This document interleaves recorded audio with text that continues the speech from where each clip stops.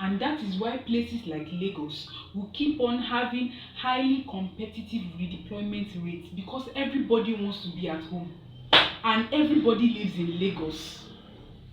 Are you thinking what I'm thinking? My name is Nora Olariwaju, here to give you knowledge on how you can discover and fulfill purpose. In the last video, I talked about anticipating being a core member or being a core member. And I'm certain that there are a number of people in this phase as well. So if you're in this category, open your ear and listen.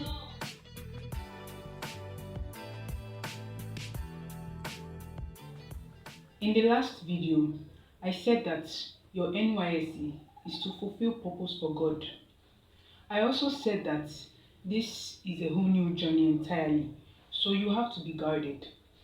How then can you be guarded? Commit and surrender this phase of your life to God. The labor of fools wearies them, for they do not even know how to go to the city. Ask Him to help you do His will. Pray that you do not miss what He has for you over there.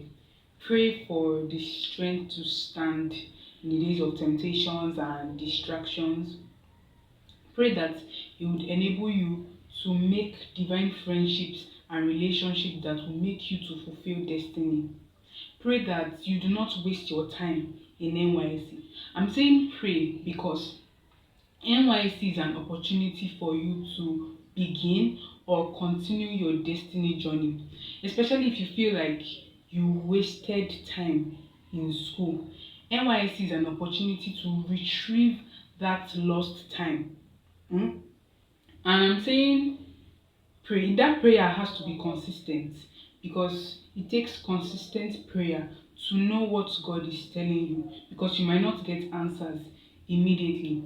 Sometimes you think you may have gotten answers immediately, but it might just be your mind telling you what to do, and you need consistent prayer to know what your mind is telling you and what God is telling you. And sometimes what we have in mind, it may not be a bad idea. In fact, it can be very smart, but the wisest decision to make in life is to do the will of God for your life. Make research on the place you have been posted to. I think some schools have released Senate list for batch A.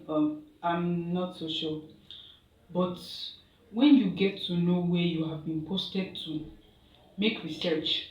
Ask questions like, how affordable are commodities there? What routes can I take from my house to that place? How far is my house from that place? Use Google Map.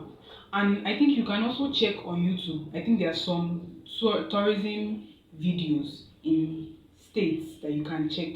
For instance, if you've been posted to Oyo, just type tourism in Oyo State. You see a couple of videos that you can watch. And even if it does not give a lot of details, at least it's better than going completely clueless. Ask your predecessors what being a core member is like.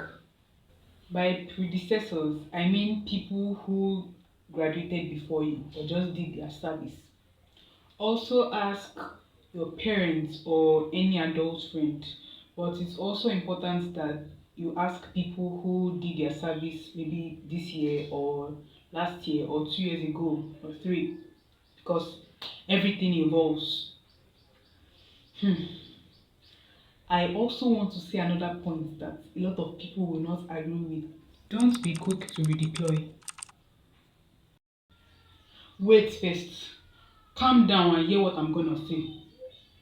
You don't know what God has for you, what He has planned for you in that new place. The first point I talked on was prayer. If you commit these things to God, you have nothing to fear. You have nothing to fear. See, your comfort zone cannot give you the training you need because you have become too familiar. And that is why places like Lagos will keep on having highly competitive redeployment rates, because everybody wants to be at home and everybody lives in Lagos. Life changing experiences happen at NYSC. People make lasting connections, and people have found their life partners at NYSC. So, those of you that were in relationships in school, NYSC we put it to the test. I'm kidding, oh, I don't know, come come me. If you are completely clueless about NYC, I think you should watch this series by Mount Zion Ministries. It's called Copper's Lodge and it's available on YouTube. It's just 7 episodes and it's a very edifying series and it can give bits of ideas on how um, service is like. When the series first came out, it was like it came at a time of need. I was thinking so much about youth service, and then it was announced. I was like, "Ah, are you thinking what I'm thinking?"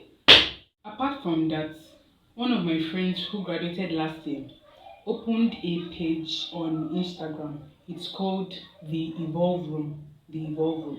It encapsulates his experiences, vital lessons he learned in camp, and I think most of the things he writes there are very, very edifying. So please check it out and do well to follow him. Thank you very much. Just to clarify, everything I've said applies to every young person, whether you're about to enter the university or you're currently in the university or you're about to graduate, it applies to you. And that is it for today. Hope you learned something. So, bye.